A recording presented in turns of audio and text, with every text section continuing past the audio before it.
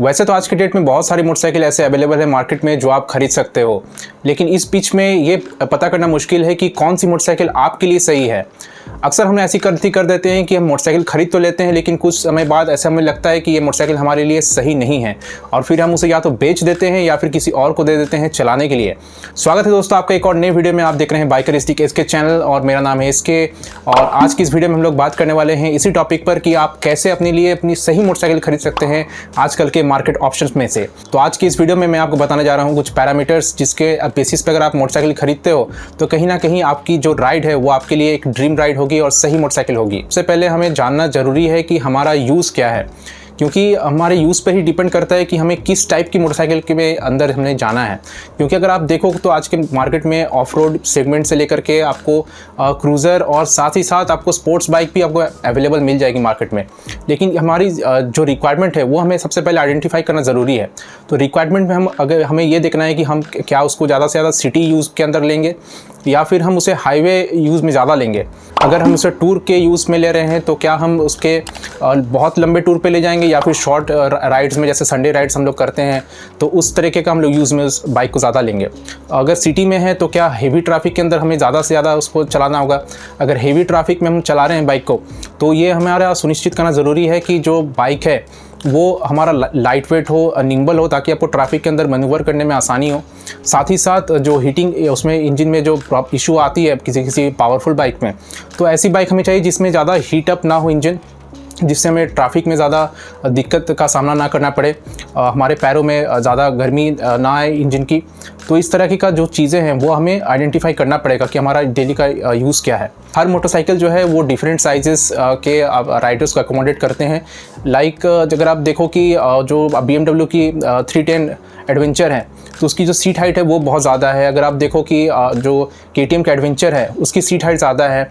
तो इस तरीके का जो सीट हाइट वाली बाइक्स है वो कहीं ना कहीं जो शॉर्ट राइडर्स है उनको कहीं ना कहीं थोड़ा बहुत दिक्कत होता है इन सब में। तो ऐसा नहीं है कि आप शॉर्ट राइडर्स उन बाइक को नहीं चला सकते, ये स्किल पर डिपेंड करता है। लेकिन कहीं ना कहीं अगर आप एक देखो कि आपकी लाइफ जिसमें इजी होने वाली है तो आपकी ऐसी बाइक आपको खरीदनी है जिसमें बहुत ज़्यादा आपको मतलब मुशक्क़त करनी ना पड़े कहीं ना कहीं। हालांकि वो है मतलब स्किल्स अगर आप में है तो आप चला लोगे, आई नो, बट कहीं ना कहीं जो एक होता है ना कि इजीली आप बाइक को चला सकते हो तो वो वाली बात होनी चाहिए। दूसरी चीज़ जो है हाइट के साथ साथ वो है आपकी राइडिंग पोस्चर। स्पोर्ट्स वाली बाइक्स हैं वो उसमें जो राइडिंग पोस्चर है वो थोड़ा सा एग्रेसिव स्टांस रहता है उसका। तो इसमें जो राइडर है वो कहीं ना कहीं अगर आप ट्रैफिक में चला रहे हो इस तरह की बाइक या फिर आप ऑफ रोड्स में लेकर के जा रहे हो तो कहीं ना कहीं बहुत ज़्यादा आपको दिक्कत होती है। तो इसलिए मैंने फर्स्ट में कहा कि आपको बहुत सुनिश्चित करना ज़रूरी है कि आप बाइक को ज़्यादा से ज़्यादा किस टाइप के सिचुएशन में चलाने वाले हो। तो अगर आप स्पोर्ट्स बाइक अगर आप सोच रहे हो लेने का और अगर आपके ज़्यादा मतलब हेवी ट्रैफिक के अंदर आपको चलाना है ज़्यादा या फिर आपको ऑफ रोड्स थोड़ा बहुत करना है या आपका मतलब ऐसी जगह पे आप रहते हो जहाँ पे थोड़ा आपको ऑफ रोडिंग करना पड़ता है, तो इस तरीके का जो बाइक है वो आपके स्पाइन में और आपके हाथों में बहुत ज़्यादा पेन आपको कर सकता है। तो इसलिए जो है इस तरीके का बाइक आप लेना अवॉइड करें अगर आपका मतलब ज़्यादा जो रनिंग है बाइक का वो आपका ट्रैफिक में है या फिर ऑफ रोड वगैरह में है। बहुत लोग अपराइट पोजीशन प्रेफर करते हैं, जैसे कि रॉयल एनफील्ड की थंडरबर्ड थी, अभी जैसे कि मीटियोर है।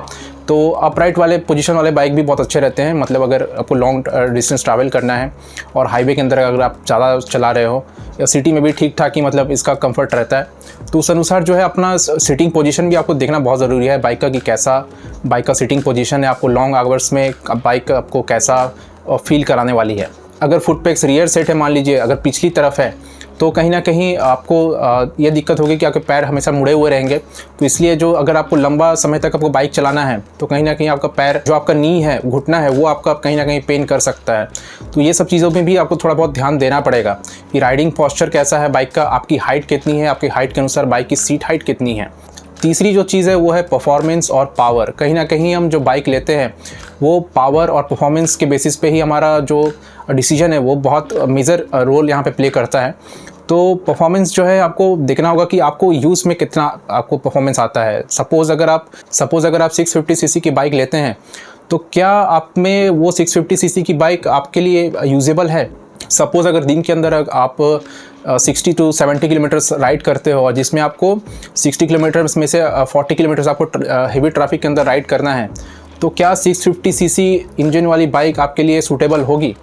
मेरे ख्याल से तो नहीं, क्योंकि बहुत ज़्यादा आपको हीटिंग का फिर आपको इशू देखने को मिलेगा और बहुत हेवी बाइक होने के चलते आप बहुत जल्दी हेवी ट्रैफिक में चलाते हुए फटीग का सामना भी करोगे और कहीं ना कहीं आपको माइलेज भी जो है बाइक हेवी ट्रैफिक के अंदर चलोगे तो आपको कम मिलेगा। क्योंकि अगर बहुत हेवी पावर वाली बाइक लेते हो और अगर आपकी यूज़ नहीं है उतना, तो फिर कहीं ना कहीं वो आप देखो तो वेस्ट ऑफ मनी है। हाँ, शौक बड़ी चीज़ है, ये मैं मान सकता हूँ, लेकिन फिर भी अगर आपको वैल्यू फॉर मनी चाहिए तो कहीं ना कहीं आपको इस पॉइंट पे आपको सोचना होगा कि मेरे लिए पावर और परफॉर्मेंस कितना ज़रूरी है बाइक का। सपोज़ अगर आप हिली एरिया में रहते हो और आपको टॉर्क की ज़रूरत है वहाँ पे, क्योंकि आपको जो हिल्स है वो क्लाइंब करने हैं एफर्टलेसली, तो आपको कहीं ना कहीं ऐसी बाइक का चयन करना चाहिए जिसका टॉप स्पीड ज़्यादा ना हो लेकिन जो टॉर्क फिगर है वो अच्छा खासा हो।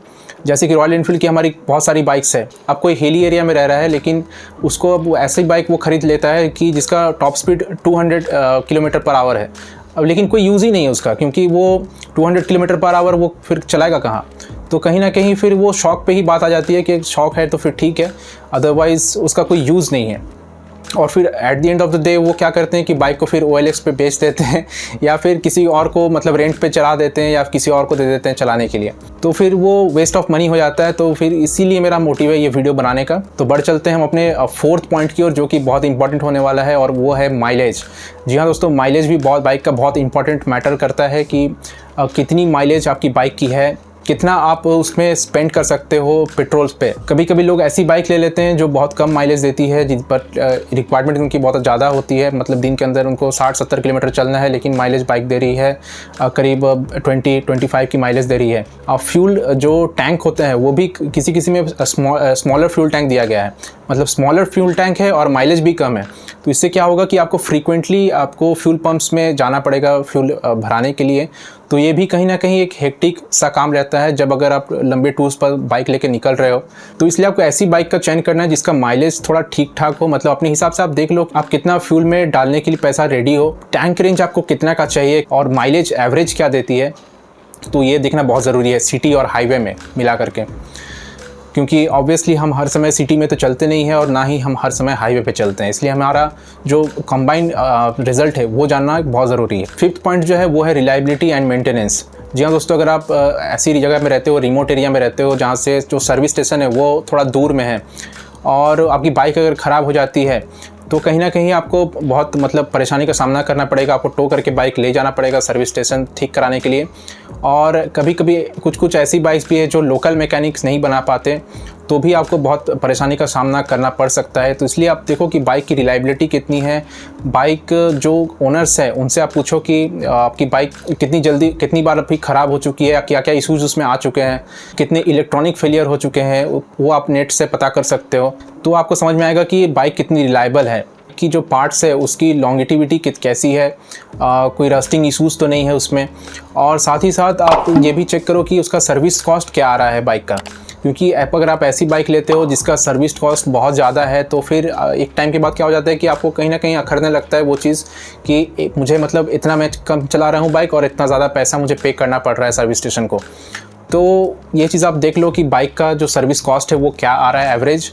पार्ट्स की जो अवेलेबिलिटी है ये भी आपको ध्यान में रखना है कि बहुत ज़रूरी है कि पार्ट्स इजीली मिलने चाहिए मार्केट में। अदरवाइज़ ऐसी बाइक्स हैं जिसके मतलब जो एक टाइम पे अच्छे थे बट अभी पार्ट्स नहीं मिल पा रहा है, इस वजह से जो उसके ओनर हैं वो या तो उसको सेल कर रहे हैं या फिर मतलब गैराज में ही खड़ी पड़ी है।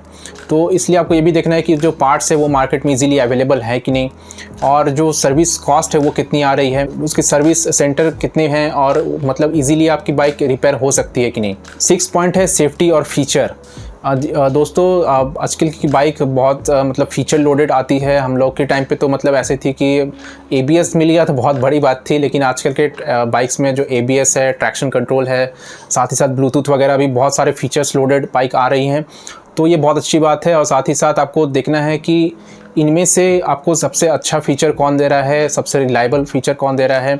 कुछ लेटेस्ट बाइक्स में और भी फीचर आ रहा है, जैसे कि की इमोबिलाइज़र हो गया, जैसे आपकी जो बाइक की चाबी है उसको कॉपी करके कोई दूसरी चाबी नहीं बना सकता, तो एक बहुत अच्छा सेफ्टी फीचर है। तो ये सब चीज़ों में भी आपको देखना है कि कौन सी बाइक ज़्यादा फीचर लोडेड है और आपके लिए कौन सा बेनिफिट प्रोवाइड कर रही है। अब आते हैं 7वीं पॉइंट में, जो कि है बजट एंड अफोर्डेबिलिटी। बाइक्स तो बहुत सारे अवेलेबल है, लेकिन ये देखना ज़रूरी है कि आपके बजट में कौन सी बाइक आ रही है। अब मैं आपको राज की बात बताता हूँ कि जो सेल्समैन होते हैं वो ऐसा करते हैं कि अगर आपके पास 1 लाख रुपए की शॉर्टेज है तो वो ऐसा करते हैं कि आपको पुश करके 1 लाख रुपए कहीं ना कहीं से लोन करवा देते हैं।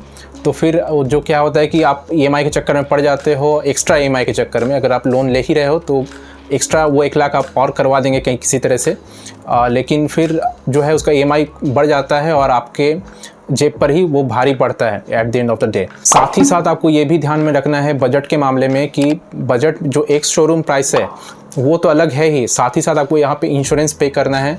इंश्योरेंस के साथ साथ आपको जो अगर बाइक में कुछ एक्सेसरीज लगानी है तो वो भी आपको लगानी पड़ेगी शोरूम से डिलीवरी होते टाइम पे।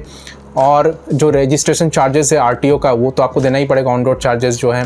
साथ ही अगर आप कुछ मॉडिफिकेशंस कराना चाह रहे हो टूरिंग के लिए, अगर लाइट्स लगवाना चाह रहे हो या फिर शार्जल स्टे वगैरह लगाना चाह रहे हो तो वो एक अलग एक्सेसरीज़ है।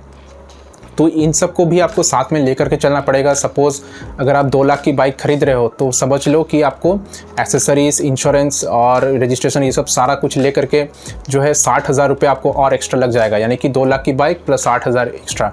तो ये 60,000 के लिए भी आपको प्रिपेयर रहना है बजट बनाते टाइम, आपकी जो बाइक सिलेक्ट करते टाइम। 8वां पॉइंट होने वाला है हमारा ownership experience and resale value.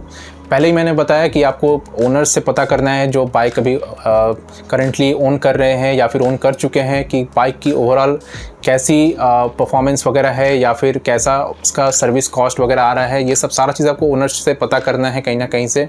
आपको यूट्यूब पे बहुत सारे वीडियोस मिल जाएंगे ओनरशिप रिव्यू, और साथ ही आपको आसपास भी मिल जाएंगे बहुत सारे दोस्त यार जिनसे आप पता कर सकते हो इसके बारे में। और इसका रीसेल वैल्यू जानना बहुत ज़रूरी है, क्योंकि बहुत सारी ऐसी बाइक्स हैं जिसका रीसेल वैल्यू जो है आपको बहुत अच्छा नहीं मिलता है। फॉर द एग्जांपल अगर आप मैं बताऊं तो अब बजाज, रॉयल इनफील्ड, ये सब जो कुछ बाइक्स हैं इनकी रीसेल वैल्यू बहुत अच्छी होती है, मैंने देखा है जब। और अगर दूसरी साइड पर अगर आप देखें तो यामाहा, होंडा, ये सब की जो बाइक की रीसेल वैल्यू है वो कहीं ना कहीं मुझे थोड़ी डाउन लगी मेरे मार्केट रिसर्च के अकॉर्डिंग।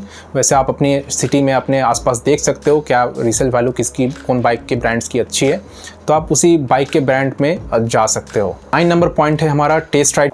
कोई भी बाइक अगर आप खरीद रहे हो तो आप अपनी हार्ड अर्न मनी उसमें डाल रहे हो, तो ये ज़रूरी है कि उसको आप चला करके देखो अपने हिसाब से कि आप पे बाइक सूट कर रही है या नहीं, आप उसके मतलब कितना अपनापन उसमें उस बाइक से फील आपको हो रहा है।